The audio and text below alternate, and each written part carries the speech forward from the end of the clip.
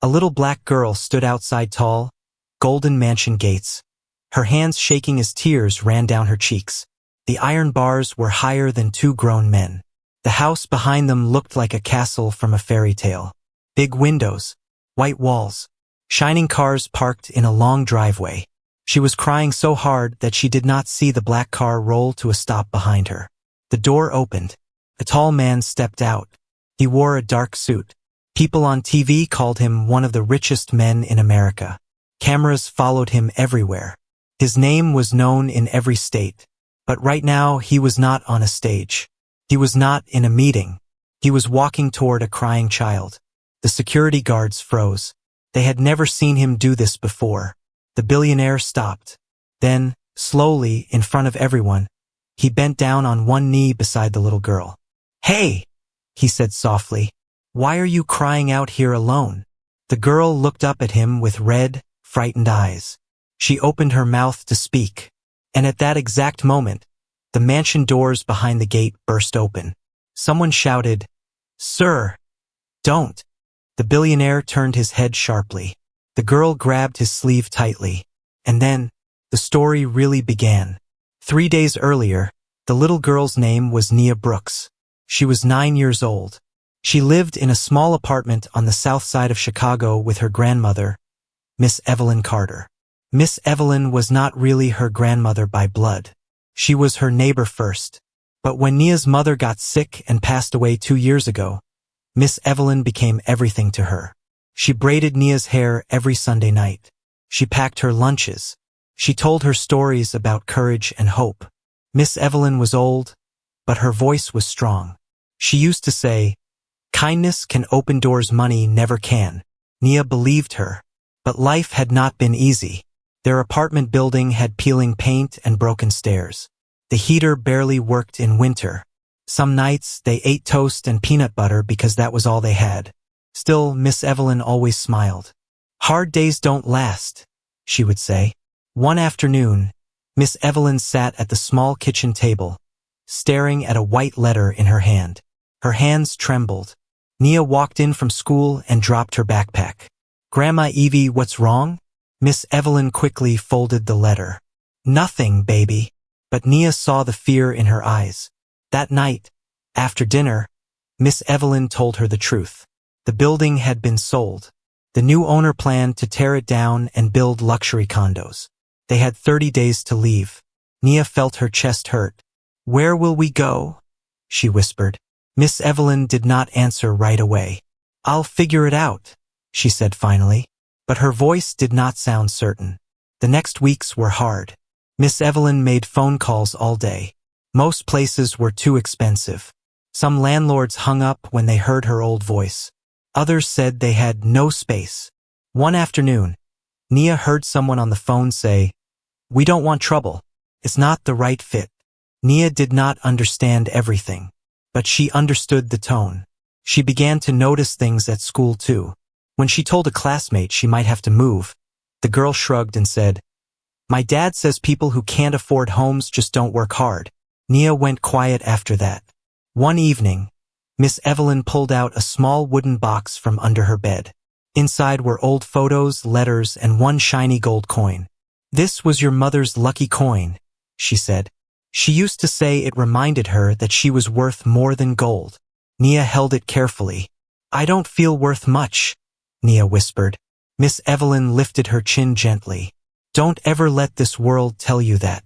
You hear me?" Nia nodded. Then something unexpected happened. Miss Evelyn fainted in the kitchen. Nia screamed. The ambulance came fast, lights flashing red and blue. The neighbors stood outside watching. At the hospital, the doctors said Miss Evelyn's heart was weak. She needed medicine and rest. Stress was making it worse. That night, Nia sat alone in a plastic chair beside the hospital bed. Machines beeped softly. Miss Evelyn squeezed her hand. "Baby, listen to me. If anything ever happens to me, you go to the address in my Bible. Promise me." "What address?" Nia asked. "Just promise." "I promise." The next morning, Miss Evelyn was still asleep when a nurse gently told Nia visiting hours were over. Nia walked home alone. When she reached the apartment building, A bright orange notice was taped to the front door. Final eviction. She felt small, very small. That night, she opened Miss Evelyn's Bible. Inside, folded between 2 pages, was a piece of paper with an address written in neat handwriting. It was a mansion address, in Lake Forest. Nia did not know anyone who lived in a mansion. She did not know how to get there, but she remembered her promise. The next morning, she packed a small backpack. She put in the gold coin, the Bible page, and a bottle of water. She left before sunrise. The bus ride felt endless. People stared at her. A bus driver asked where her parents were. She said, "I'm meeting someone." When she finally reached the neighborhood, everything looked different. Big houses, clean streets, perfect lawns. And then she saw it. The biggest mansion on the block. Tall gates, gold details, security cameras. She checked the paper. It was the right address. Her heart beat fast. She walked up to the gate and pressed the intercom button. No answer. She pressed again. Still nothing. Cars drove past slowly. Some people looked at her with confused expressions. A security guard inside the gate noticed her and spoke through a speaker. "You can't be here. I need to talk to the man who lives here," Nia said. "Go home." "I don't have one," she replied. The guard went silent. Minutes passed. The sun grew hotter. Nia's legs hurt. Finally, the guard came out from a side door. "You need to leave before I call someone." Tears filled Nia's eyes. "I just need to talk to him," she said. "My grandma said," but her voice cracked. The guard shook his head. Nia sat down on the sidewalk outside the gate. She held the gold coin tightly. She tried to be brave, but the world felt too big. Cars kept passing. No one stopped. Her shoulders began to shake. And that was when the black car turned the corner. It was long and shiny, the kind of car she had only seen in music videos. It slowed down when it saw the small figure by the gate. The window rolled down slightly. Inside was Daniel Whitmore, tech billionaire, owner of the mansion, a man known for buying companies and building skyscrapers. He noticed the child first, then the tears. He frowned. "Stop the car," he told the driver. Security guards rushed toward the vehicle as it parked. Daniel stepped out. He could have walked past her. He could have told security to handle it. But he didn't. He walked toward her. And then he knelt. "Hey," he said gently. Up close, Nia could see he looked older than he did on TV. Tired, even. She held up the folded paper with shaking fingers. "My grandma said I should come here if something bad happened." Daniel took the paper slowly. His eyes scanned the handwriting, and something in his face changed. Not anger, not confusion, something deeper. The security team rushed forward. "Sir, we need to clear the area." Daniel did not stand up. He looked back at the mansion. The front doors suddenly swung open. A woman hurried out, her face pale. "Daniel," she shouted. "That name on the paper." Daniel's jaw tightened. Nia clutched his sleeve harder. "Please," she whispered. "Don't send me away." The wind picked up suddenly, blowing the paper from his hand. It lifted into the air. The security guards ran after it. And as Daniel turned back to Nia, a loud alarm began to ring from inside the mansion. Not a normal alarm. A sharp, urgent one. Daniel's face went cold. "That's not possible," he murmured. The gates behind them started to unlock with a heavy metal sound, and someone inside screamed. Nia froze. Daniel stood quickly, pulling her gently behind him. The mansion doors slammed shut again, and smoke began to rise from one of the side windows. The security guards shouted orders. Sirens wailed in the distance. Nia looked up at the billionaire beside her. For the first time, he looked afraid, and the gates were now fully open. If you're listening right now, help me prove something wrong. I was told this channel wouldn't reach 1,000 subscribers, but stories like this deserve to be heard. Your support helps bring these cases to light and proves that these stories matter. The gates stood wide open. Smoke poured from the side of the mansion like a dark cloud trying to escape. Security guards ran in different directions, shouting into radios. The loud alarm kept screaming through the air. Nia's heart pounded so hard she thought it might burst. Daniel Whitmore did not hesitate. He grabbed Nia's hand firmly. "Stay close to me." "But the fire," she whispered. "It's going to be okay," he said, though his face was tight with worry. Inside the mansion, staff members rushed down the long marble hallway. A chandelier shook slightly from the alarm's vibration. The woman who had run outside earlier, a tall lady named Claire Whitmore, Daniel's sister, hurried toward them. "Daniel, the kitchen." Something exploded, Claire said, her voice shaking. The wiring sparked and then a loud crash interrupted her. Glass shattered somewhere deeper inside. Nia flinched. Daniel turned to one of the guards. "Call the fire department again. Now." "They're on the way, sir." Daniel looked down at Nia. She was staring at the smoke with wide eyes. "You shouldn't be here," Claire said quietly, glancing at Nia. Daniel's voice became firm. "She stays with me." For a moment, Claire said nothing. Then another shout came from upstairs.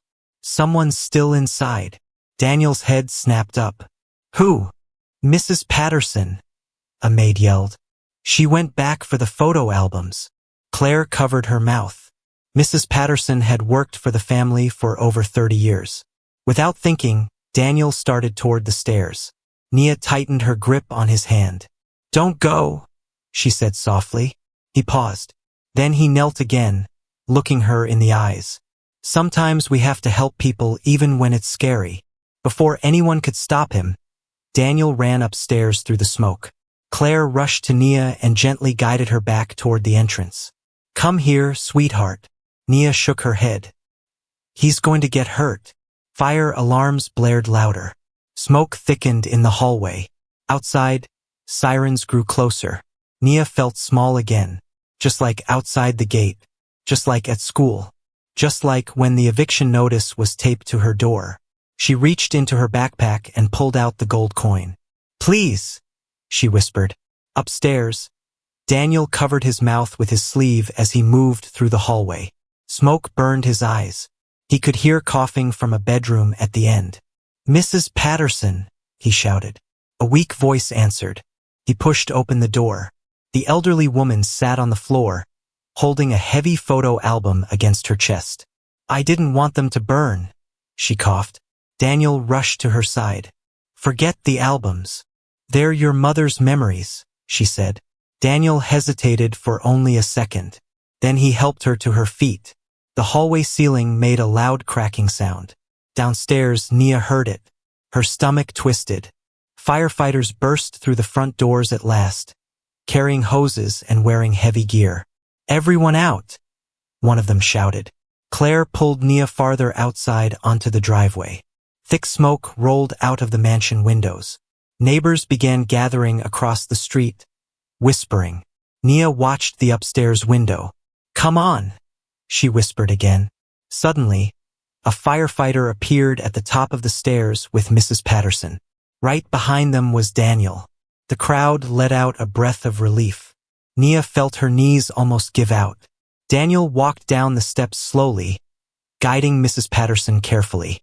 His suit was covered in soot. His face was blackened with smoke. When he reached the bottom, his eyes searched quickly. They found Nia. She ran toward him without thinking. He stopped her gently. "Careful, it's not safe." But she didn't stop. She hugged him around the waist. For a moment, Daniel froze. Then he slowly placed a hand on her back. The firefighters rushed past them into the house. Water sprayed against flames. Smoke slowly began to fade. Claire stepped closer. "You could have died." Daniel looked at the mansion, then at Mrs. Patterson, who was now safe with paramedics. "No memory is worth a life," he said quietly. Nia stepped back and looked up at him. "You were brave," she said. He gave a small smile. "So were you." The extreme danger slowly turned into a calmer scene. Firefighters worked carefully. The flames were mostly under control. An ambulance checked Mrs. Patterson. She would be okay. The neighbors began to leave. The loud alarm finally stopped. The world felt quieter. Daniel turned to Nia. "Now," he said softly, "tell me everything." They sat on the front steps of the mansion while firefighters continued working inside. Nia explained about Miss Evelyn, about the hospital, about the eviction, about the Bible page. She spoke slowly. Sometimes her voice shook, but she did not cry this time. Daniel listened without interrupting. When she finished, he stared at the folded paper that a guard had retrieved from the grass. The handwriting was neat and careful. He recognized it. "This is my mother's writing," he said quietly. Nia blinked. "Your mom?" He nodded slowly. Claire looked stunned. "That's impossible." Daniel stood up suddenly. "Not impossible," he said. "Evelyn Carter." Nia's heart skipped. "You know her?" Daniel looked at her with eyes full of questions. "She used to work for my family when I was a boy," he said. "She left many years ago." Nia swallowed. "She's my grandma." Daniel's face changed again. Not shock, not fear, something softer. "She never told me," he whispered. Before he could say more, one of the firefighters rushed over. "Sir, we found something in the kitchen." Daniel turned. "What is it?" The firefighter hesitated. "It doesn't look like an accident." Silence fell over the driveway. Claire's face went pale. Daniel's jaw tightened. "What do you mean?" he asked slowly. The firefighter lowered his voice. "There were wires cut. This may have been set on purpose." Nia felt cold all over. Someone had tried to burn down the mansion. Daniel's eyes darkened. Across the street, a black SUV that had been parked quietly suddenly started its engine. Daniel noticed it at once. "Who is that?" Claire whispered. "Neighborhood Street." Nia stood frozen on the driveway. Smoke still rose behind her. Sirens echoed again in the distance. Daniel looked down at her one more time. "Stay here," he said firmly. But Nia noticed something in his voice. This was no longer just about a fire. It was about something bigger. And as the black SUV sped around the corner, disappearing from view, Daniel's phone buzzed. He looked at the screen. His face drained of color. Nia saw only 3 words on the glowing display before he quickly turned it away. "We have her." And Daniel Whitmore knew this was only the beginning. Daniel's hand tightened around his phone. For a second, the world felt frozen. Smoke still drifted behind them. Firefighters moved in the background. Security cars had just sped off after the black SUV. But Daniel was no longer watching the street. He was staring at the message. "We have her." Nia looked up at him. "Who is her?" Daniel quickly locked his phone. His face had gone pale, but his voice stayed calm. "It's nothing," he said. But it did not sound like nothing. Claire stepped closer. "Daniel, what's going on?" He hesitated. Then another message appeared. Tick, buzz. Daniel glanced at it. "Check the hospital." His stomach dropped. Nia noticed the way his breathing changed. "The hospital?" she whispered. "My grandma." Daniel looked down at her slowly. "Which hospital is Miss Evelyn in?" he asked carefully. "St. Mary's," Nia said. "They said she needed rest." Claire's hand flew to her mouth. "You don't think?" Daniel turned sharply toward security. "Call St. Mary's Hospital. Now." One of the guards pulled out his phone immediately. Nia felt fear rising inside her chest again. Not again. Not something else. Daniel knelt in front of her. "Listen to me, Nia. I need you to be brave right now." Her eyes filled with tears. "Is someone hurting her?" "I don't know yet," he said honestly. "But we're going to find out." The guard's voice trembled as he listened to the phone. "Sir, they're saying Miss Evelyn Carter is no longer in her room." Nia's ears rang. "What do you mean no longer in her room?" Daniel demanded. "They say she was discharged." "Discharged?" Nia cried. "She couldn't even stand up." The guard shook his head. "Hospital staff say someone signed papers claiming to be family." Daniel's jaw tightened. "Who signed them?" "They're checking." Nia felt the world tilt. She grabbed Daniel's sleeve again.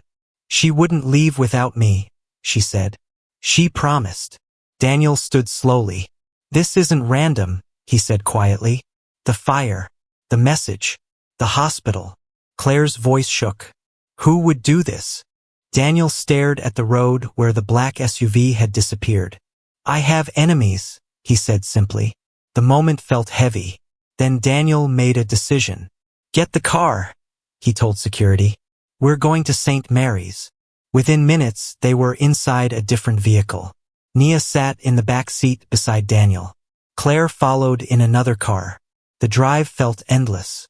Nia clutched the gold coin in her hand so tightly it left marks in her skin. Why would someone take her? She asked softly.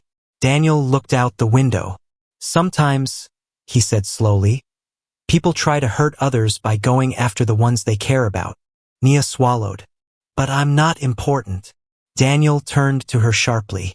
Don't ever say that. She looked surprised. You are important, he continued. More than you know. The hospital building came into view. Police cars were already outside. Daniel stepped out quickly, guiding Nia beside him. Inside, nurses whispered nervously. A security guard approached. Mr. Whitmore, the guard said. We're reviewing camera footage. Daniel's voice was firm. Show me. They walked into a small office with a computer screen. The footage played. Nia held her breath. On the screen, a man wearing a cap and mask pushed Miss Evelyn in a wheelchair down the hallway. Her eyes were closed. She looked weak. Nia gasped. That's her. The man showed papers at the front desk. Then he rolled her toward the exit. The timestamp showed it happened only 30 minutes earlier. Daniel's chest tightened. Zoom in, he ordered. The guard enlarged the image. For a brief second, the man lifted his head.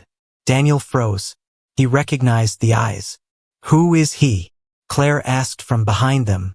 Daniel did not answer right away. Finally, he spoke. His name is Victor Hale. The name hung in the air. He used to work for me, Daniel continued, until I fired him last year. Why? Nia asked. He was stealing, Daniel said. Millions. Claire whispered. I thought he disappeared. So did I. Nia stared at the screen. Is he bad? She asked quietly. Daniel did not sugarcoat it. Yes. Police officers entered the room. We're setting up roadblocks, one said. But we need to know why he'd target her. All eyes turned to Daniel. He looked down at Nia, then at the Bible page still folded in his hand. Because of this, he said softly. Claire frowned. It's just an address. Daniel shook his head. No, it's more than that. He looked at Nia carefully. My mother trusted Miss Evelyn, he said. A long time ago, before she passed away. Nia listened closely. Daniel continued. My mother left something important with her for safekeeping. Claire's eyes widened. Daniel, you don't mean? He nodded slowly. Nia felt confused. Left what? Daniel hesitated. Before he could answer, an officer rushed in. We found the car. Everyone turned. Abandoned near the highway, the officer said. But she's not inside. Nia's heart dropped.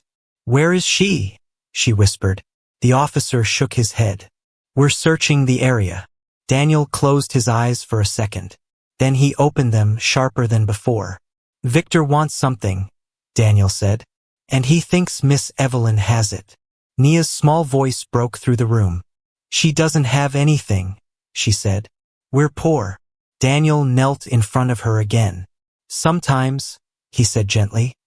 The most valuable things don't look expensive. Nia thought about the wooden box under the bed. The old photos. The letters. The gold coin in her hand. Her breath caught. Daniel saw the change in her face. What is it? He asked. Nia slowly reached into her backpack. She pulled out the coin. It shimmered under the hospital lights. Daniel stared at it.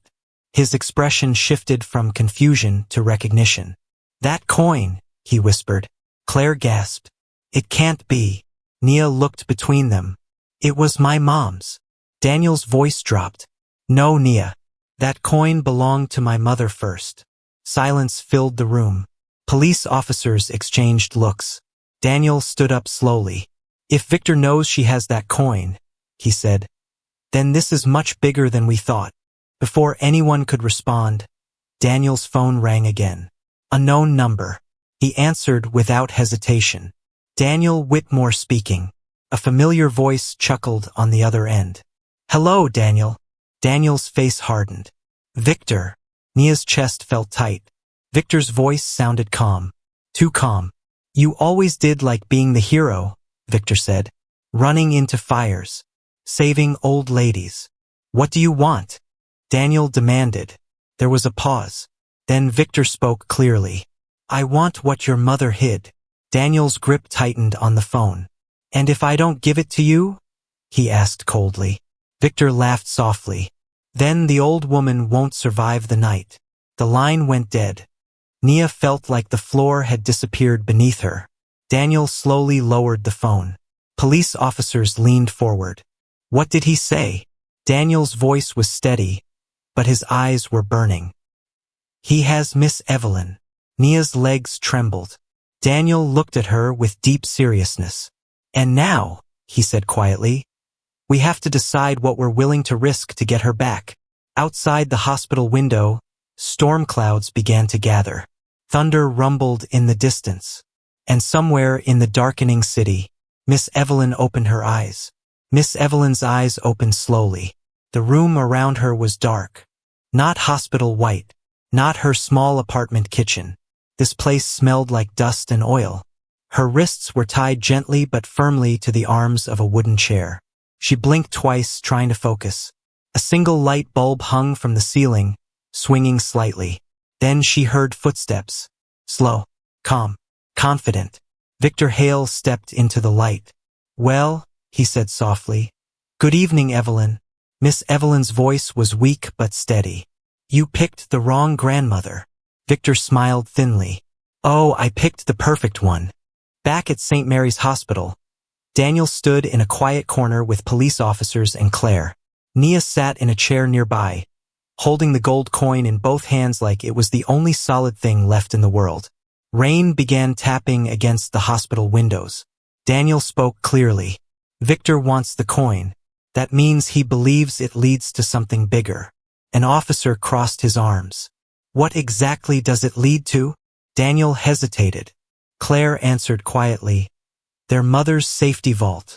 The officer frowned. Safety vault. Daniel nodded. My mother invested in something before she died. Something private. She never trusted the banks fully. Nia listened carefully. Daniel continued.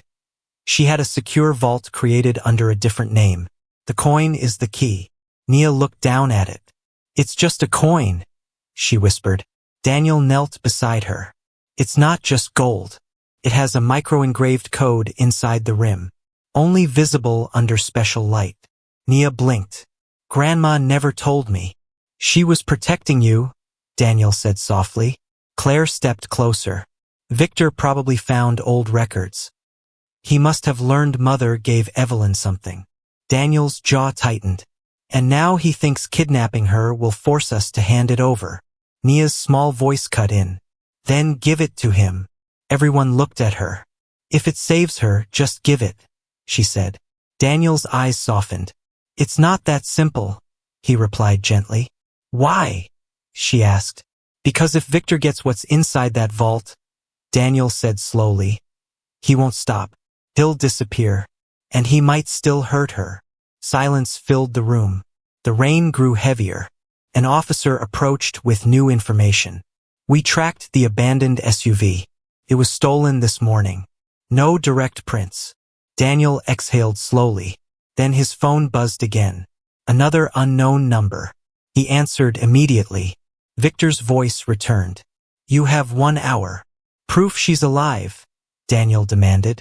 There was shuffling on the line. Then, Daniel. Miss Evelyn's weak voice came through. Nia jumped from her chair. Grandma, she cried. Even though she wasn't on the phone, Miss Evelyn sounded tired but strong. Don't you dare give him anything. Victor chuckled and took the phone back. You hear that? Victor said. Still stubborn. What do you want exactly? Daniel asked. Bring the coin. Come alone. I'll text the location. And if I involve police? Victor's voice turned cold. Then the old woman's heart condition becomes unfortunate. The line went dead again. Nia felt tears rising. Daniel looked at her. "I won't let anything happen to her," he said firmly. Minutes later, a message arrived with an address. An old shipping warehouse near the river. Police officers began planning immediately. "We can't let you go alone," one said. "I won't," Daniel replied. "But Victor needs to believe I am." Nia stepped forward suddenly. "I'm coming." Everyone froze. "No," Daniel said instantly. "He took her because of me," Nia insisted. "Because she told me to come to you." Claire knelt beside her. "Sweetheart, this is dangerous." Nia's voice shook but did not break. So was the fire. Daniel looked at her carefully. There was fear in her eyes, but also courage. The same courage he had seen when she ran to hug him in the smoke. He stood slowly. "You're not going inside," he said. "But you can stay in the car with Claire." Nia nodded. That was enough. The storm outside had turned fierce. Thunder cracked across the sky as they drove toward the river. The warehouse stood alone near dark water. Broken windows, rusted metal walls. No lights except a faint glow from inside. Police cars stayed far back, hidden. Daniel stepped out of his vehicle, holding the coin tightly in his hand. Rain soaked his suit instantly. Claire kept Nia inside the car. "Stay down," Claire whispered. Nia peeked through the window anyway. Daniel walked toward the warehouse doors. They creaked open slowly. Inside, shadows moved. Victor stood near the center of the room. Miss Evelyn sat tied to a chair nearby, just as before. "Right on time," Victor said. Daniel stepped forward calmly. "Let her go." Victor laughed. "You first." Daniel held up the coin. Victor's eyes gleamed. "So it's true," Victor whispered. He motioned to someone in the shadows. Two men stepped out, watching closely. Daniel's pulse remained steady. "You release her," Daniel said firmly, "and I'll hand this over." Victor tilted his head. "You always did think you could control the deal." Suddenly, a loud crash of thunder shook the building. The lights flickered. For a split second, the room went dark. In that moment, a gunshot echoed. Nia screamed inside the car. Claire gasped. Police officers outside tensed, ready to rush in. Inside the warehouse, someone shouted.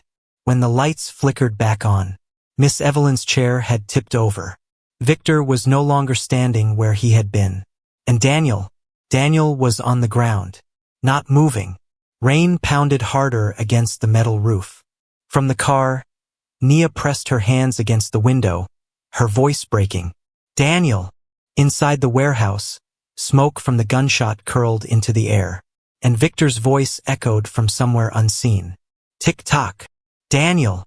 Nia's scream filled the car as rain slammed against the windows. Inside the warehouse, everything felt frozen for one terrible second. Daniel lay flat on the wet concrete floor. Miss Evelyn's chair was tipped on its side. Victor was gone from the center of the room. Smoke from the gunshot floated in the air like a ghost. Then Daniel moved, just slightly. He rolled onto his side and coughed. The bullet had hit the metal beam behind him, not his body. The shot had missed. Outside, police officers burst through the warehouse doors. "Federal agents! Drop your weapons!" Chaos exploded. Victor's two men tried to run, but officers tackled them to the ground. Miss Evelyn struggled against the ropes as the chair lay sideways. Daniel pushed himself up despite the ringing in his ears. "Evelyn!" he shouted. Victor's voice echoed again from the shadows. "You still think you can win, Daniel?" Daniel scanned the dark corners of the warehouse. "Victor, it's over." A loud crash came from above. Everyone looked up. Victor stood on a metal staircase that led to the second floor of the warehouse. He held a small remote device in one hand. Rain poured through broken windows behind him. "It's never over," Victor said calmly. Police officers aimed their guns. "Drop it," one yelled. Victor smiled. "You see, Daniel, I learned something working for you," he continued. "You always protect what matters most." His eyes shifted toward Miss Evelyn, then toward the warehouse doors, and then toward the car outside. Nia's heart stopped. He had seen her. Daniel's face changed instantly. "Victor," he said slowly. "Don't." Victor's thumb hovered over the remote. "There are small charges planted in this building," he said. "Nothing huge. Just enough to make things complicated." Officers moved cautiously. "You're bluffing," Daniel said firmly. Victor tilted his head. "Am I?" Suddenly, a small explosion went off near the back wall. Concrete cracked. Dust filled the air. Nia screamed again from inside the car. Claire pulled her down into the seat. "Stay down." Inside, officers shouted commands. Miss Evelyn coughed as dust surrounded her. Daniel ran toward her. Another small blast shook the building. Metal beams groaned loudly. Victor backed up the staircase. "This isn't about money anymore," Victor called down. "It's about proving you're not untouchable." Daniel reached Miss Evelyn and quickly untied her wrists. "Can you stand?" he asked urgently. "I've been through worse," she said, though her voice trembled. Daniel helped her up. Police officers rushed people toward the exits. "Building's unstable," someone shouted. Victor disappeared into the upper shadows. Daniel looked up one last time. "Victor." No answer. Outside, officers guided everyone into the rain. Miss Evelyn was wrapped in a blanket near an ambulance. Nia broke free from Claire and ran to her. "Grandma!" Miss Evelyn dropped to her knees and held Nia tightly. "My brave girl," she whispered. Nia cried into her shoulder. Daniel stood a few feet away, watching quietly. Sirens flashed red and blue across the dark sky. The warehouse continued to rumble as parts of the roof began to collapse. Police swarmed the area, but Victor was gone. Again, a low moment settled over them. Miss Evelyn was alive. Daniel was alive. But Victor had escaped. And now he was more dangerous than ever. Paramedics checked Miss Evelyn's heart. "You need rest," one said gently. "I'll rest when this is finished," she replied. Daniel stepped closer. "Evelyn," he said softly. "I'm sorry." She looked up at him. "You have nothing to be sorry for, Daniel Whitmore." He hesitated. "He's after what my mother left with you." Miss Evelyn's eyes moved slowly to Nia, then back to Daniel. "I always knew this day might come," she said. Nia looked confused. "Grandma, what are they talking about?" Miss Evelyn gently touched Nia's cheek. "Sweetheart, there's something I never told you." Daniel watched closely. "The coin," Miss Evelyn said quietly, "isn't just a key." Thunder rumbled again. Police officers approached Daniel. "We searched the warehouse," one reported. Victor had a back exit through the river docks. He planned this carefully. Daniel nodded. "He'll try again," he said. Miss Evelyn stood straighter despite her weakness. "Yes," she agreed. "And next time he won't miss." Silence hung heavy. Claire stepped forward. "We need to get everyone somewhere safe." Daniel thought quickly. "My estate isn't secure anymore," he said. "He already attacked it." "Then where?" Claire asked. Miss Evelyn spoke before he could answer. "There's another place." Daniel looked surprised. "You remember the lake house?" she asked him. His eyes widened slightly. "You kept it?" he asked. She nodded. "It's in your mother's name. Victor doesn't know about it." Nia listened carefully. "Is it far?" she asked. "Far enough," Daniel replied. Police agreed to escort them. As they prepared to leave, Daniel looked toward the dark river. Victor was still out there, watching, waiting.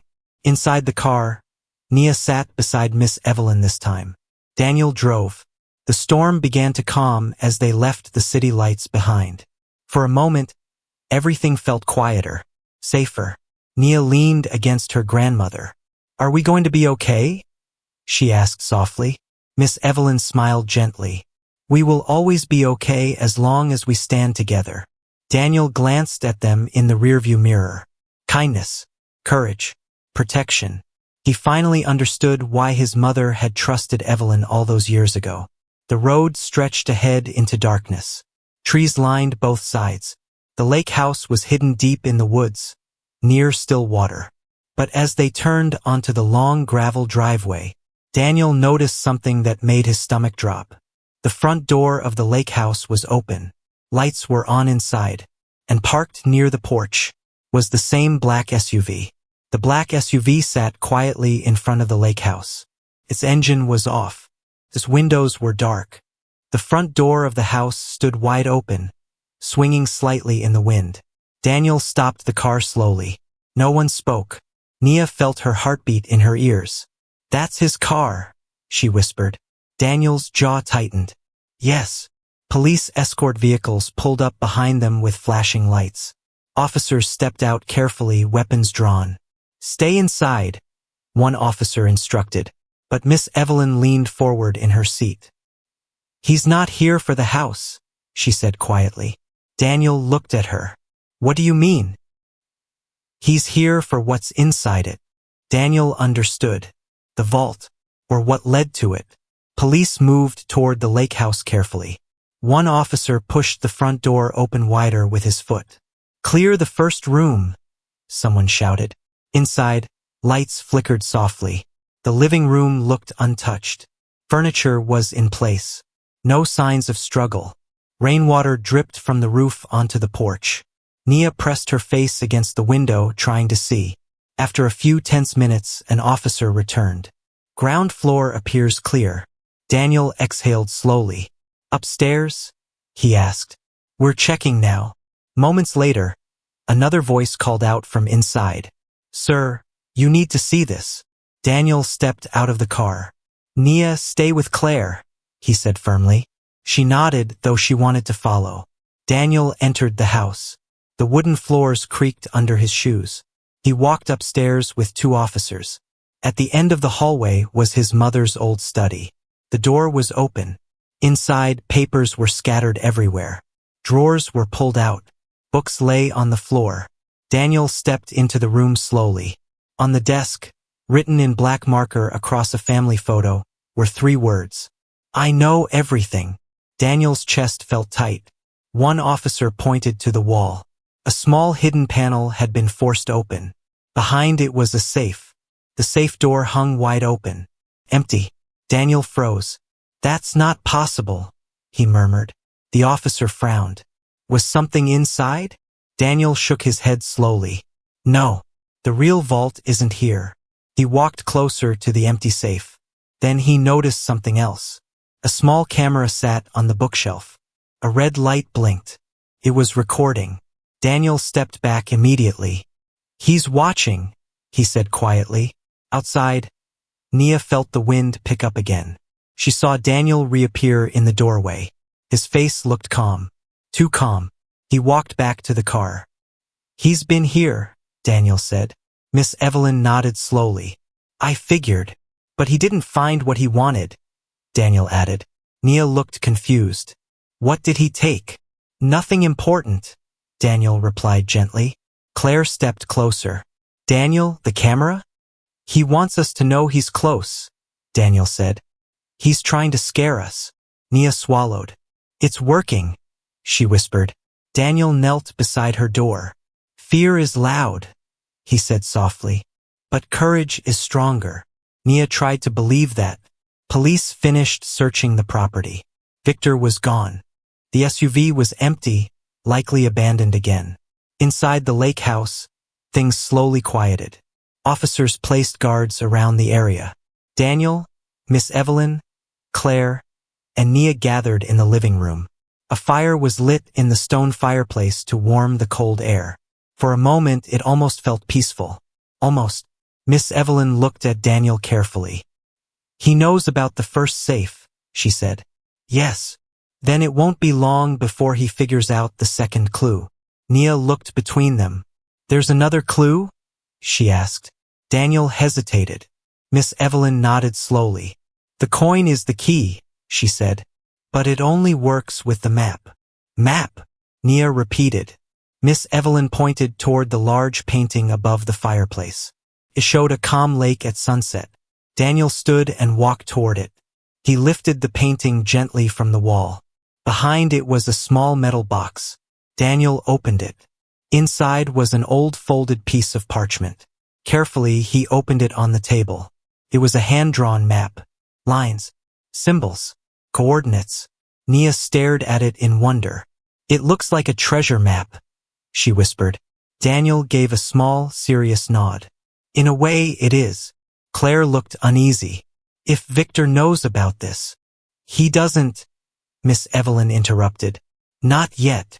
As if on cue, the lights in the lake house suddenly went out. Darkness swallowed the room. Nia gasped.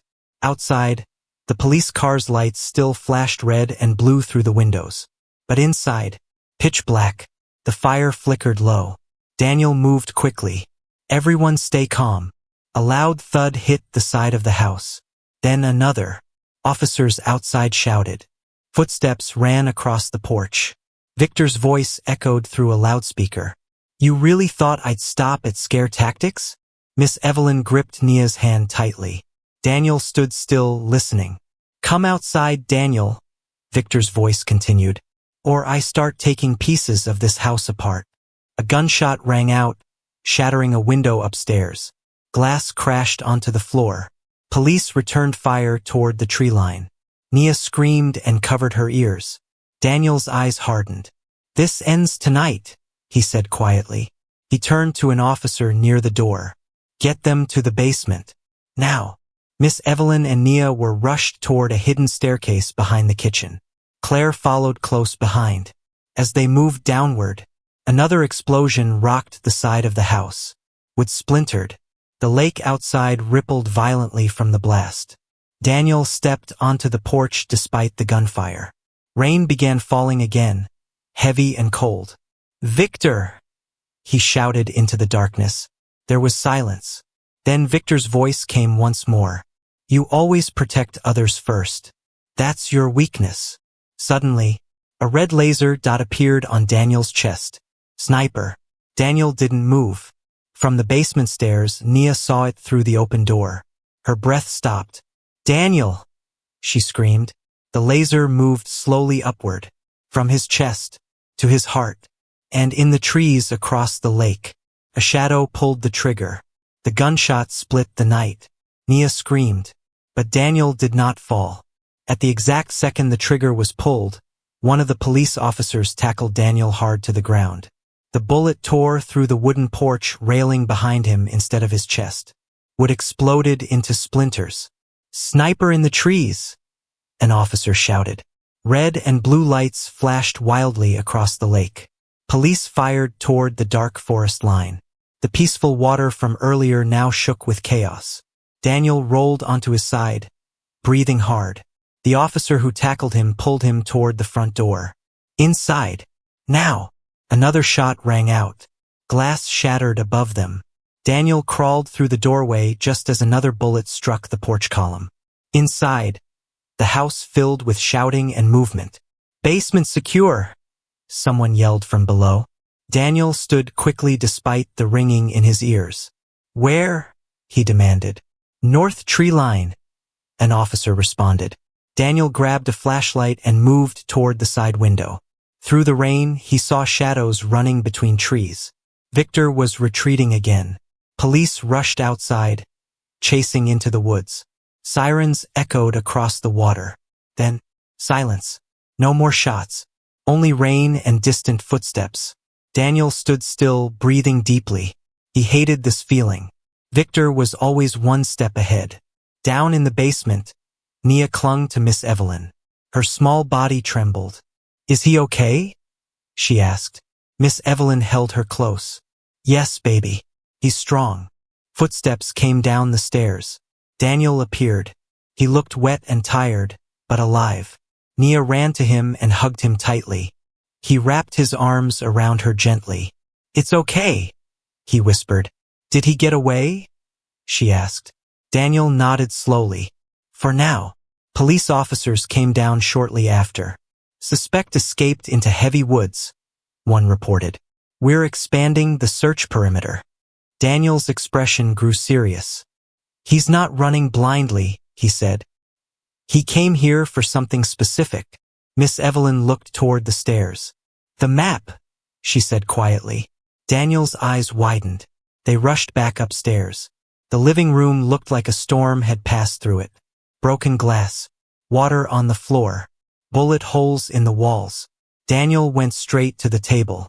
The map was gone. Nia felt cold again. "He took it?" she whispered. Daniel's jaw tightened. "Yes." Miss Evelyn closed her eyes briefly. "He must have slipped in while the lights were out," she said. Claire shook her head. "But the police were everywhere." Daniel's voice was calm but firm. "Victor creates distractions. The sniper was never meant to hit me." Nia blinked. "Then what was it for?" "To pull everyone outside," Daniel answered. "And it worked." A low moment settled over the room. The coin was still safe in Nia's pocket. But the map was now in Victor's hands. Police officers continued searching the property through the night. No sign of Victor. No footprints clear enough in the rain. He had vanished again. Hours later, the storm passed. Morning light slowly crept over the lake. The house looked damaged but standing. Inside, exhaustion covered every face. Miss Evelyn sat in a chair near the fire, wrapped in blankets. Nia sat at her feet. Daniel stood near the window, staring at the quiet water. Claire approached him. "What does the map lead to?" she asked softly. Daniel hesitated. "A private island," he said. "One my mother purchased years ago." Claire's eyes widened. "I thought that deal fell through." "It didn't," Daniel replied. "It was kept quiet." Nia looked up. "An island?" she asked. Daniel nodded. "It holds the real vault." Miss Evelyn sighed gently. "Your mother believed in preparing for the worst," she said. Daniel gave a small nod. "Yes, and now the worst is here." Police returned inside with updates. "No sign of the suspect.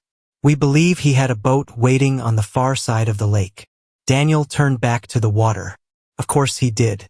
Victor never left without a second escape plan. Nia stood slowly and walked beside Daniel. "Will he find the island?" she asked quietly. Daniel looked down at her.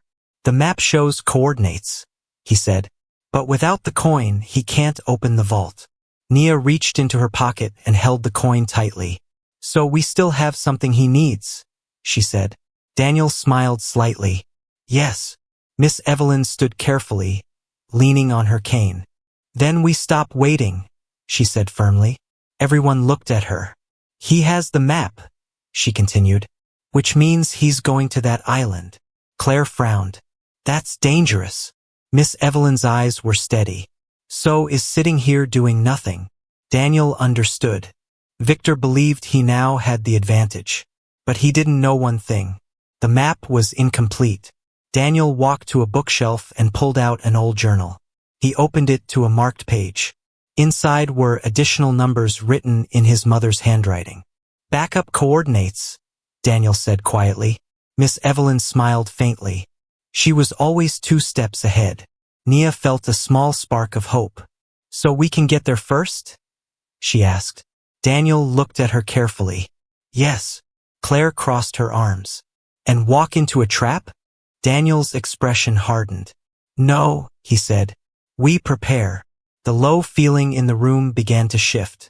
Fear was still there. But now there was purpose. Police agreed to increase security around the lake house. But Daniel knew time was short. Victor would move quickly. He always did. Later that afternoon, as the sun broke through the clouds, a boat was prepared at the private dock. Police insisted on sending a small tactical team. Daniel packed the journal. Miss Evelyn rested but refused to stay behind. Nia stood near the dock, staring at the water. It looked peaceful again. Too peaceful. Daniel walked to her side. "You don't have to come," he said gently. She looked up at him. "He took my grandma," she said. "He tried to hurt you." Her voice was small but strong. "I'm not hiding." Daniel saw the courage in her again. The same courage from the mansion gate. He nodded slowly. "Then we face it together." As the boat engine started, a police officer ran down the dock. "Sir." Daniel turned. The officer held up a phone. "You need to see this." On the screen was a live video feed. Victor stood on a rocky shoreline somewhere. Wind blew through his hair. Behind him, a small island, and a familiar wooden structure. The island house. Victor smiled into the camera. "You're too late, Daniel," he said. Then he lifted something into view. The map. And beside it, a second coin. Identical to Nia's. Daniel's face went still. That was impossible. Victor's smile widened. "Did you really think there was only one?" The screen went black. For a moment no one spoke. The boat engine hummed softly at the dock. The water tapped gently against the wood. But inside Daniel's chest, everything felt loud. "A second coin?" Claire whispered. "That's not possible," Daniel said quietly. Nia held her coin tightly in her palm. "It looks the same," she said. Miss Evelyn stepped closer to the phone. "Zoom in," she told the officer. The officer replayed the last second of the video and froze the image.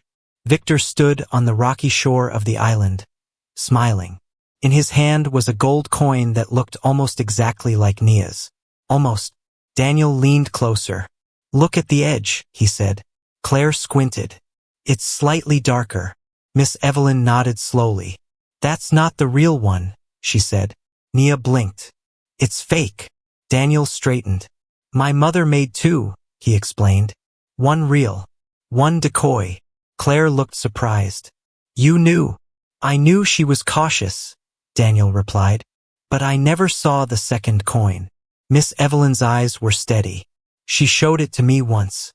Said if anyone ever came looking, the wrong coin would lead them in circles." Nia felt a tiny spark of hope. "So he doesn't have what he needs," she said. Daniel's voice was firm. "No, but he thinks he does." The police officer lowered the phone. "What's the plan?" he asked. Daniel looked out across the lake. The island sat far in the distance, small but clear under the afternoon sun. "He's already there," Daniel said. "And if he figures out the coin is fake, he'll come back twice as angry." Miss Evelyn stepped forward. "Then we don't let him figure it out," she said. Nia looked between them. "How?" Daniel's mind moved quickly. "The decoy coin triggers a false lock system," he explained. "If he tries to open the vault with it, it will seal for 24 hours. Claire's eyes widened. "Completely sealed?" Daniel nodded. "No one gets in. Not even us." Silence fell again. "That gives us time," Miss Evelyn said. Daniel looked at the tactical officers nearby. "We leave now." Within minutes, the group boarded the boat. 2 police boats followed behind at a distance. The engine roared to life. Nia sat between Miss Evelyn and Claire as the boat cut across the water. The island grew larger with every passing second. Wind rushed past them. Nia stared at the small wooden house on the island. It didn't look scary. It looked peaceful. But she knew better now. Victor stood somewhere on that land, waiting. Daniel gripped the steering wheel tightly. His mind replayed Victor's smile. "You're too late," Daniel whispered under his breath. "Not yet." As they reached the dock of the island, everything looked still. Too still. The wooden dock creaked as Daniel stepped onto it first.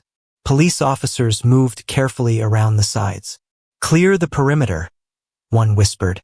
Nia stepped onto the dock next, holding Miss Evelyn's hand. The air felt different here. Quiet. Heavy. They walked toward the small island house. The front door was slightly open. Daniel signaled for officers to move in. They entered slowly. Inside, the house looked untouched at first glance. A table, chairs, a bookshelf. Then, footsteps echoed from below. "There's a basement," Daniel said quietly. Of course there was. They moved toward a wooden trapdoor near the kitchen area. It was open. Darkness waited below. Police shined flashlights down the stairs. "Movement detected," one officer whispered. Daniel stepped forward despite their caution. At the bottom of the stairs, a metal door stood open. Beyond it, the vault room. Victor stood in front of a large steel door built into concrete walls. He held the decoy coin in one hand. He turned slowly as the group entered. "You're persistent," he said calmly. Daniel stepped into the light. "You chose the wrong coin." Victor's smile faded slightly. "What?" Daniel pointed to the vault door. Try it. Victor hesitated for only a second. Then he inserted the coin into a small circular slot beside the vault. There was a soft mechanical click. For a brief second, nothing happened. Victor smiled again. But then, a loud metal clang echoed through the room. Red warning lights flashed above the vault. A mechanical voice filled the space. Invalid key detected. Security lockdown initiated. Thick steel bars slid down over the vault door. Heavy locks sealed with deep thuds. Victor's face went pale. No, he whispered. Daniel's voice was calm. You should have done more research. Police officers aimed their weapons. Step away from the vault, one shouted. Victor backed up slowly. His calm mask cracked for the first time. You think this is over? He said through clenched teeth. It is, Daniel replied. Victor suddenly reached into his jacket. Officers tensed. But instead of a gun, he pulled out a small device. A detonator. Daniel's heart dropped. You really thought I'd come unprepared? Victor said coldly. Nia gasped from the stairwell. Miss Evelyn held her tightly. Victor raised the detonator slightly. There are charges placed under this island, he continued. Not enough to destroy the vault. His eyes locked onto Daniel. But enough to sink this house into the lake. Police shouted commands. Drop it. Victor's thumb hovered over the button. Daniel's voice stayed steady. If you trigger that, you die too. Victor smiled strangely. Maybe I'm fine with that. The air felt thin. Nia's heart pounded so hard she felt dizzy. Daniel took one slow step forward. Victor, he said quietly. This isn't about money anymore. It's about pride. Victor's jaw tightened. You took everything from me, Victor snapped. My career. My name. You stole from me, Daniel replied firmly. I deserved more, Victor shouted. The room shook slightly as tension filled every corner. Daniel saw something in Victor's eyes. Not just anger. Desperation. You still have a choice, Daniel said calmly. Victor laughed bitterly. Choice. His thumb pressed down slightly, not fully, but enough to make everyone freeze. The red lights flickered. Water from outside began dripping faintly through the ceiling. Victor's breathing grew heavier. You don't control me anymore, he said. Daniel moved another inch closer. No, he said quietly. But you don't control me either. For a split second, Victor's eyes shifted toward Nia at the top of the stairs. Just a glance. But enough. Daniel saw it. And in that instant, Victor pressed the button. The click of the button echoed louder than any gunshot. For one breathless second, nothing happened. Victor's eyes widened slightly. He pressed it again. Still nothing. Daniel did not move. The detonator only works if the main system is active, Daniel said calmly. And I shut that system down years ago. Victor's face twisted. You're lying. Daniel shook his head slowly. My mother designed this place with layers of protection. You found the island. You found the vault. But you never found the control room. Police officers moved closer. Victor looked around quickly, panic rising in his eyes for the first time. Water dripped from the ceiling again. But it was only rain from outside, not an explosion. You think you're smarter than everyone, Daniel continued. But you've been reacting this whole time. Victor backed up another step. His heel hit the concrete wall. Officers lunged forward. Within seconds, they tackled him to the ground. The detonator slid across the floor. Handcuffs snapped tightly around his wrists. It's over, one officer said firmly. Victor struggled, shouting. You don't win. You never win. But his voice echoed empty now. Nia slowly walked down the stairs with Miss Evelyn. Her legs trembled. Daniel turned toward her. It's safe, he said gently. Victor glared at Nia as officers pulled him up. This is your fault, he spat. Daniel stepped between them instantly. No, he said firmly. This is yours. Victor laughed bitterly as he was dragged past. You still don't know everything, he muttered. Daniel's expression shifted slightly. What does that mean? Claire asked quietly. Victor only smiled. Then he was gone. Silence filled the vault room. Only the faint hum of the lockdown system remained. Nia looked at the giant steel door covered in red lights. "So, it's locked now?" she asked. Daniel nodded. "For 24 hours. Miss Evelyn leaned on her cane. "Your mother would be proud," she said softly. Daniel looked at the vault door. He wasn't smiling. He was thinking. Victor's last words echoed in his mind. "You still don't know everything." Police escorted Victor onto one of the boats outside. Flashing lights reflected on the lake again. But this time there were no gunshots. No explosions. Just cold wind and handcuffs. Inside the island house, Daniel gathered everyone in the main room upstairs. "We stay here until the lockdown lifts," he said. "Is that safe?" Claire asked. Daniel nodded slowly. "The vault is sealed. Victor's in custody. There's no one else." Nia sat near the fireplace inside the island house. Her body felt heavy from everything that had happened. Miss Evelyn sat beside her, resting. "You were brave," Miss Evelyn whispered. Nia shook her head slightly. "I was scared the whole time." Miss Evelyn smiled gently. "Courage doesn't mean you're not scared. It means you stand anyway." Nia thought about that. Daniel stood near the window, staring at the water again. The sky had cleared now. Stars began appearing above the lake. An officer approached him quietly. "Sir, Victor's being transported to the mainland jail." Daniel nodded. "He'll talk," the officer added. "Men like him always do." Daniel wasn't so sure. Hours passed slowly. Police rotated shifts around the island. Inside, the house grew quieter. Claire prepared simple food in the kitchen. Miss Evelyn rested on the couch. Nia sat at the table, spinning the real coin in her fingers. Daniel walked over and sat across from her. "Let me see it," he said softly. She handed it to him. He turned it carefully under the light. "See this tiny line here?" he asked. Nia leaned closer. "It looks like a scratch." "It's not," Daniel said. "It's a code." She smiled slightly. "It's special." "Yes," Daniel agreed. He handed it back. "But so are you." Nia looked surprised. "I'm just a kid." Daniel shook his head. "You came to my gate when you had nowhere else to go. That takes strength." Nia thought about the moment he knelt beside her. The mansion, the fire, the storm, felt like weeks ago, but it had only been days. "Will everything go back to normal now?"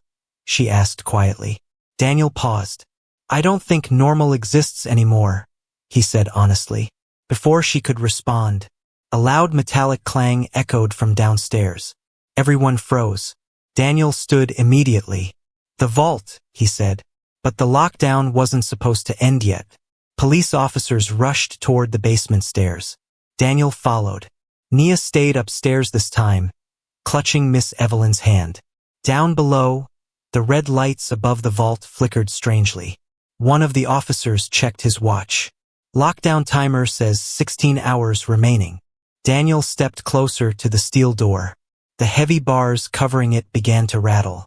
"That's not possible," he murmured. A deep mechanical grinding sound filled the room. Suddenly, the red lights turned green. The steel bars slowly lifted. The vault door unlocked itself with a loud click. Silence followed. Daniel stared at the door. "No one touched the system," an officer said. The vault door creaked open slowly on its own.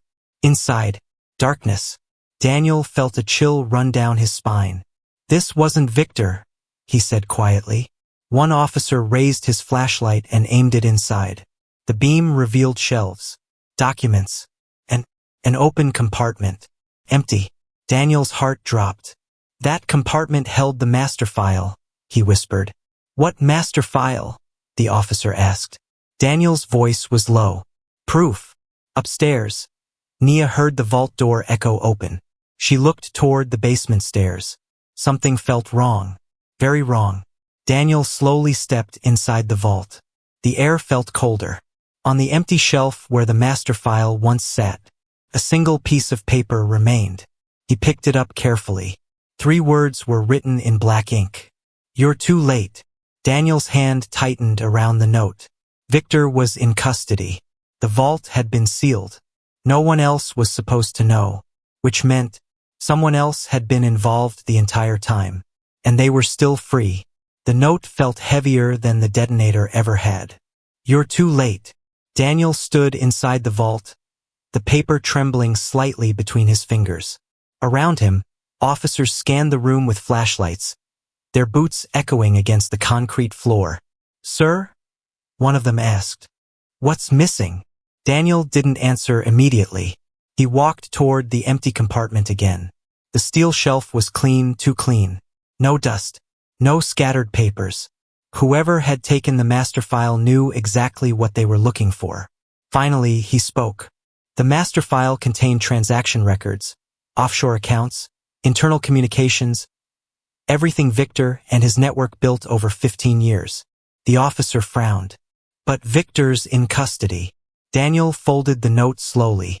"Yes," he said, "which means someone else just protected themselves." Upstairs, Nia paced near the staircase despite Claire telling her to stay put. She couldn't ignore the feeling in her chest. Tight, uneasy, like the night the fire started at her old building. Miss Evelyn watched her carefully. "Something changed," Nia whispered. "Yes," Miss Evelyn replied quietly. "It did." Downstairs, Daniel examined the vault's control panel. The digital timer still displayed 16 hours remaining on lockdown. "No breach marks," one officer reported. "No forced entry." Daniel ran his hand along the metal wall until he found it. A tiny panel slightly misaligned. He pressed it. The panel slid open, revealing a secondary access port. One officer cursed under his breath. "That wasn't on the blueprint." Daniel's jaw tightened. "My mother installed failsafes. But this..." He studied the port carefully. "This is newer." "You're saying someone modified the vault?" the officer asked. "Yes." "And you didn't know?" Daniel's silence answered the question. Upstairs, Nia couldn't wait anymore. She quietly slipped down the staircase. Claire noticed too late. "Nia!" But she was already halfway down. When she reached the bottom, she saw Daniel standing inside the open vault, the steel door wide like a wound. "What happened?" she asked. Daniel turned, surprised but not angry. "The file is gone." Nia stepped closer. "Victor took it?" "No," Daniel said firmly. "He didn't have access once the lockdown started." Nia looked at the empty shelf. "Then who?" Daniel looked down at the note in his hand. "That's what we're about to find out." An officer's radio crackled. "Transport update. The suspect is requesting to speak with Daniel immediately." Daniel's eyes sharpened. "Now?" he asked. "Yes, sir. He says it concerns the vault." Daniel glanced at the empty compartment again. "Prepare the boat," he said.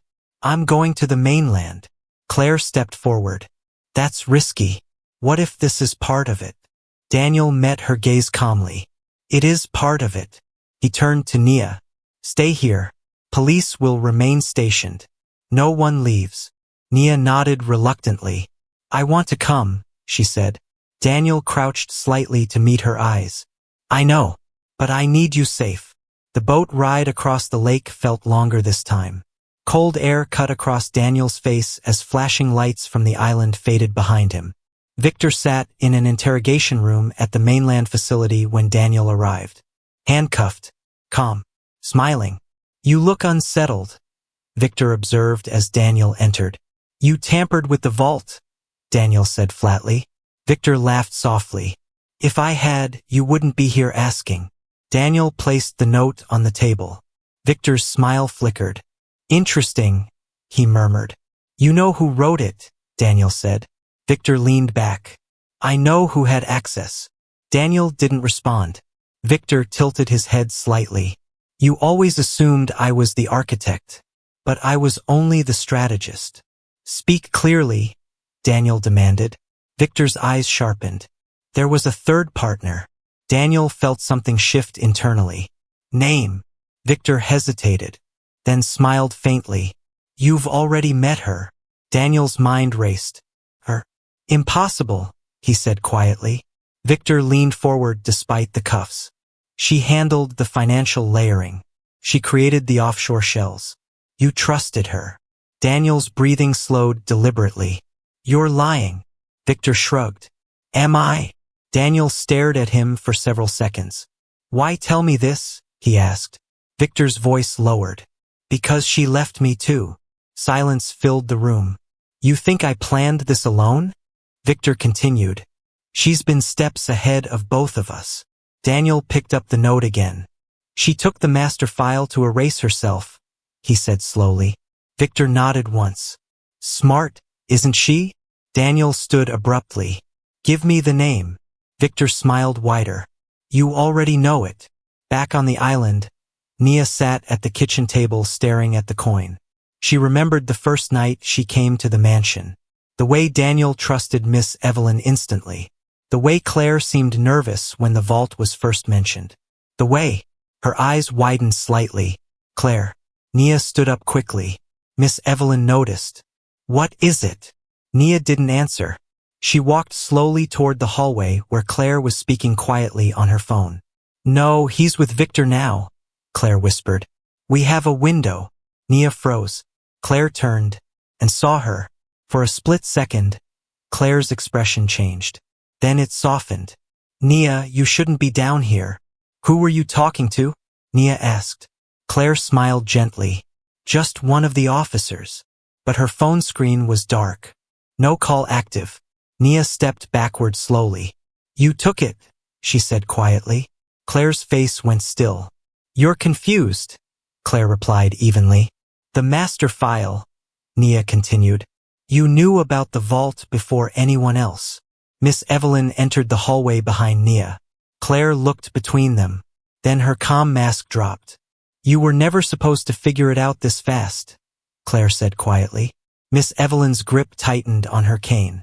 Claire, she whispered. Claire sighed. It wasn't personal.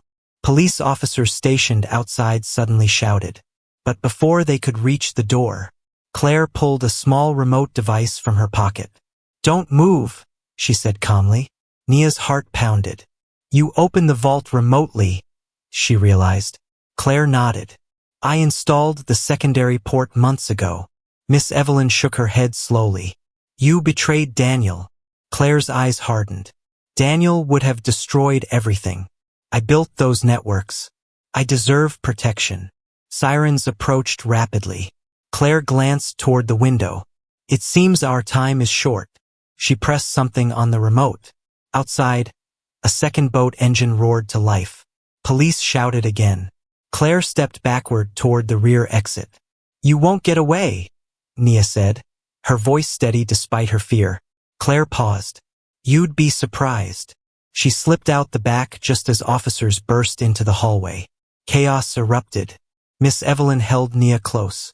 Minutes later, Daniel's boat cut through the water toward the island at full speed. His phone buzzed. An officer's voice came through urgently. Sir, it's Claire. Daniel closed his eyes briefly. Victor's words echoed. You've already met her. When Daniel reached the dock, flashing lights painted the lake once again. Claire's escape boat was gone. The vault stood open, and the master file was still missing. Daniel stepped inside the house. Nia ran toward him. It was her, she said. Daniel nodded once. I know. He looked out over the dark water. The game wasn't over. It had only changed players. And this time, the opponent knew him personally. Daniel stood at the edge of the dock, staring at the dark water. His hands were clenched tightly around the steering wheel of the boat. The island looked quiet now, almost peaceful. But he knew better. Victor was in custody, yes, but Claire was still out there, and she had the master file. The file that contained everything Victor had built, and everything that could destroy them all. Nia stepped beside him, gripping his arm. Her eyes were wide, but she tried to appear brave. Dad, what do we do now? Daniel swallowed hard. We find her before she uses it. Miss Evelyn was seated in the back, wrapped in a blanket. Remember what I said, Daniel. You must act with patience and strategy. Claire is clever.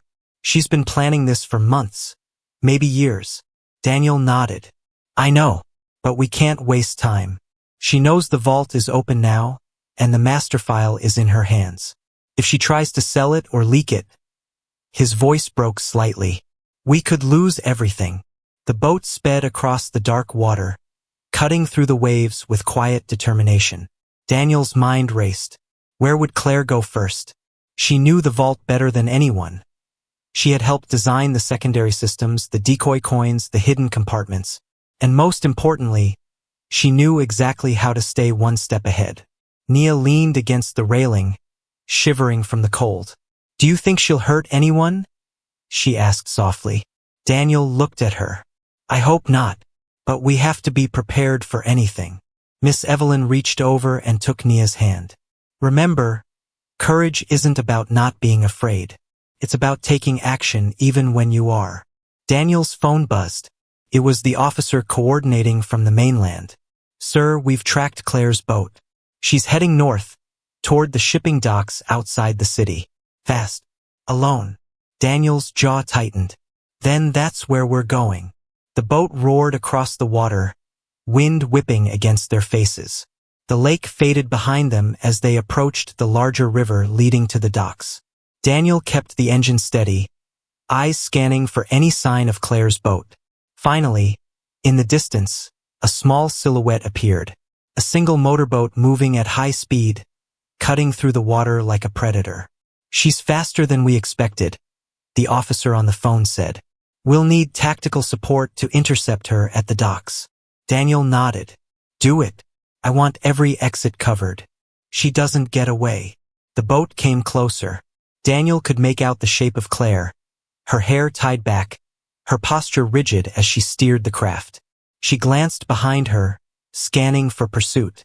Her expression was calm, confident, almost untouchable. Daniel's teeth clenched.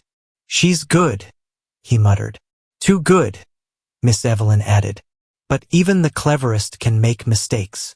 As they approached the docks, Daniel noticed the shipping containers stacked high, a perfect cover for someone trying to disappear. He slowed the boat slightly, keeping a low profile. Nia's voice trembled. Dad, what if she's going to use the file? Daniel shook his head. We can't let her. That's why we have to act smart. Police boats flanked both sides of the river. Officers moved swiftly, ready to intercept Claire's boat at the dock.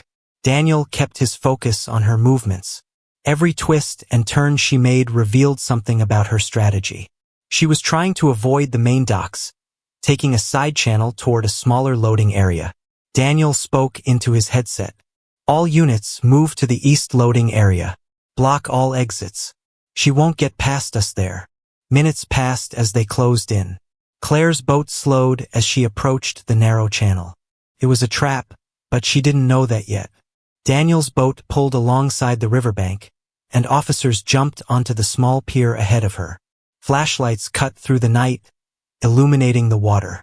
Claire's eyes widened slightly as she realized she was being boxed in. She accelerated briefly, but the narrow channel limited her speed. Stop! An officer shouted from the dock. Claire didn't.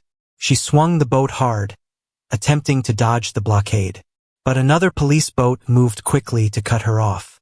Daniel's heart pounded. Nia held onto Miss Evelyn tightly. The tension was unbearable. Finally, Claire's boat slowed, trapped between the two police boats and the dock. She reached for the master file bag at her side, pulling it close. Daniel stepped forward. Claire, step out of the boat. She looked at him, her eyes hard. I can't. You don't understand what's at stake. Drop the file, Daniel commanded. Claire shook her head. You've always underestimated me, Daniel. You thought taking Victor would solve everything.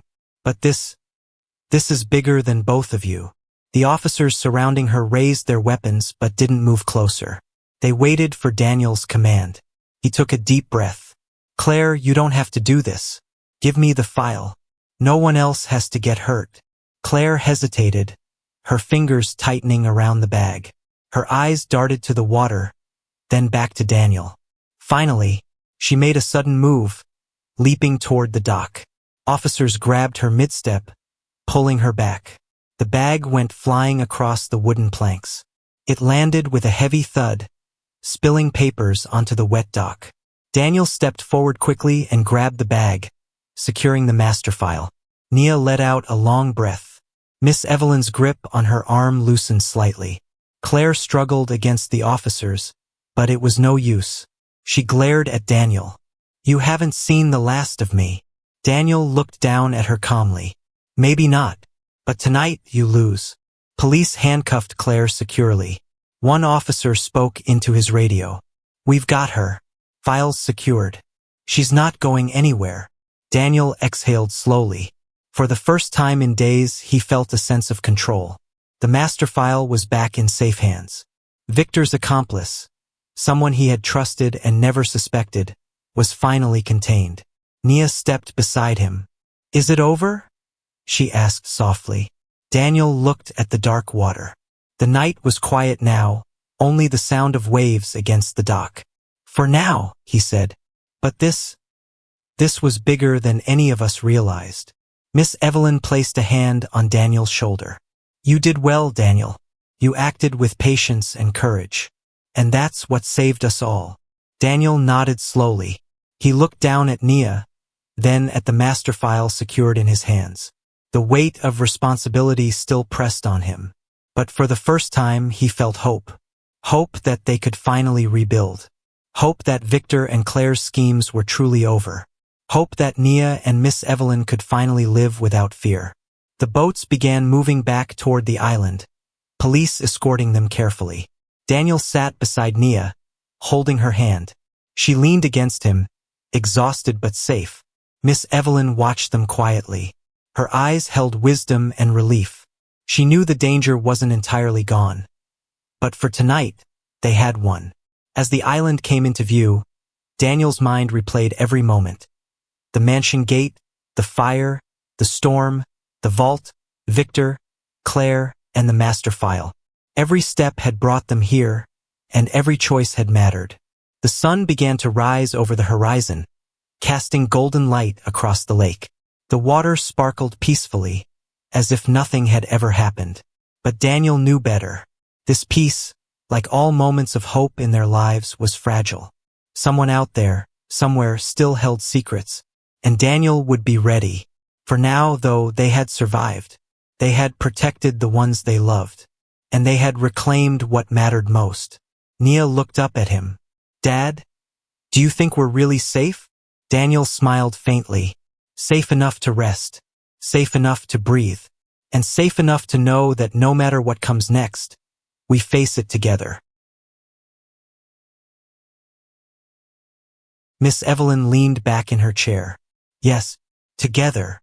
The island was quiet now. The storm had passed. The darkness had lifted. And for the first time in a long time, Daniel allowed himself to believe that maybe, just maybe, they could finally begin to heal. But in the shadows of the far edge of the dock, a small figure watched silently, unseen, unheard, waiting.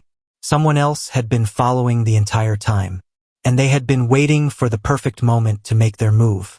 Daniel did not notice. Nia did not notice. Miss Evelyn did not notice. The master file was back in their hands. But danger, older, quieter, and far more dangerous than Victor or Claire, was still very much alive. And it was coming. The morning sun rose over the lake, casting long golden streaks across the calm water. The island house looked peaceful, almost as if the chaos of the past days had never happened. Daniel stood on the dock, the master file safely locked away inside the vault. Nia sat beside him, holding the real coin in her hand, her fingers tracing its edges thoughtfully. Miss Evelyn rested in her chair, wrapped in a blanket, quietly observing the rippling lake. For a moment there was silence, a rare moment where Daniel could breathe, where he could feel the weight of everything he had endured start to lift. "This feels like the end," Nia whispered, her voice small. Daniel shook his head slightly, a gentle smile on his face. "It's not the end, baby girl. It's a beginning. We survived the storm, but now it's time to rebuild." Miss Evelyn stood slowly, using her cane, and walked to the edge of the dock. "Daniel, you did what many would never have the courage to do. You faced betrayal, danger, and fear. and you didn't let it control you. That's true strength. Daniel nodded, looking down at Nia. She taught me that. And she taught me something else too. He held up the coin. Courage isn't about being fearless. It's about moving forward even when fear tries to stop you. Nia smiled faintly, holding the coin tightly. I understand. From inside the house, Claire's voice echoed, muffled by police presence. She had been detained and secured, but Daniel knew her mind would always be dangerous. Victor had been neutralized, Claire had been stopped, but the world was still full of people who wanted what they shouldn't have. Daniel walked back into the house. He sat at the table with Nia and Miss Evelyn, opening the master file one last time. The documents inside were intact. The evidence of Victor's crimes, the proof of the schemes, and the plans for the vault. All of it was finally safe. You think this will be enough? Nia asked quietly. Daniel looked at her thoughtfully. It will be enough to bring justice. Enough to ensure that people like Victor and Claire don't hurt anyone else. And enough to teach us that no matter what comes at us, we have the strength to face it. Miss Evelyn placed a hand on his shoulder. Your mother would be proud, Daniel. Not just of what you accomplished, but how you protected the ones you love while doing it. Daniel smiled faintly. I only did what anyone would do. Protect family. Protect those who need you. Outside, the lake shimmered. Birds sang in the trees, and the soft wind rustled through the leaves. The island house, once a target of fear and danger, now felt like a safe haven. For the first time in weeks, Daniel allowed himself to believe that they were truly okay. Nia stood and walked to the dock, the coin in her hand glinting in the sunlight. She looked at the water and then back at Daniel. Dad, I think we can be happy now. Daniel stepped beside her. We will be, and we'll be stronger for everything we've survived. Miss Evelyn joined them, leaning on her cane but smiling warmly. Yes, stronger, wiser, and ready for whatever comes next. Daniel looked at the horizon, taking a deep breath. The storm had passed. The threats had been neutralized. Victor was behind bars. Claire had been stopped. The master file was secure. And most importantly, Nia was safe. For the first time, Daniel knelt beside her. Not at a gate this time, but on solid ground by the calm lake. He looked into her eyes. No matter what happens, Nia, you are never alone. Never. Nia smiled, her small hand slipping into his. I know, Dad. Daniel rose slowly, standing tall. The sun bathed them in light.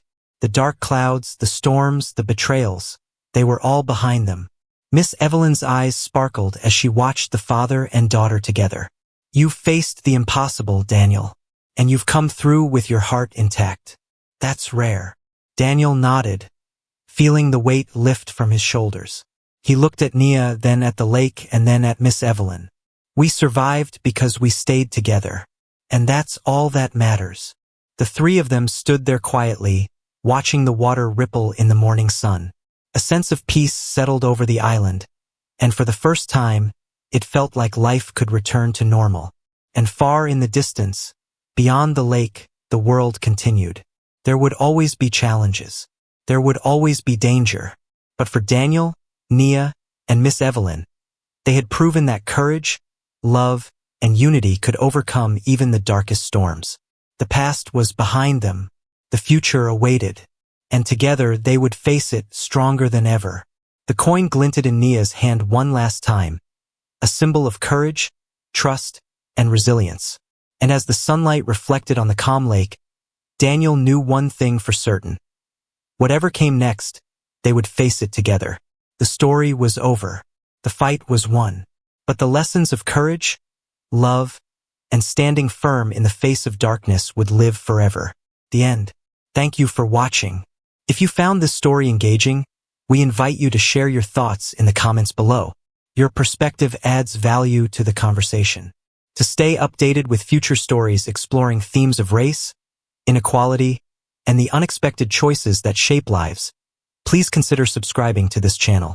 Your support helps us continue creating meaningful and thought-provoking content.